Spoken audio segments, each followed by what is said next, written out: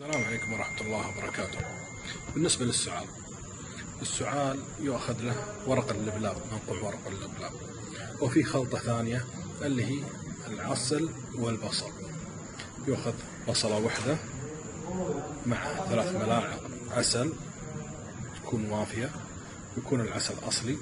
يوضع العسل على البصل ويترك مدة 3 ساعات، يمزج كل ربع ساعة، يحرك يعني يقلب، ويصفى في إناء. يفضل دائما الإناء ما يكون بلاستيك، افتكوا من البلاستيك، يكون زجاجي.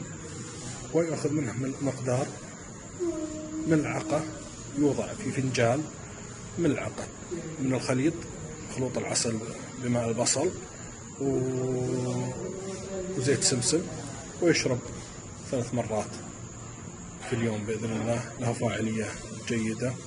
وإذا كان هنالك بلغم يؤخذ بعد الغداء ملعقة من الرشاد، وبإذن الله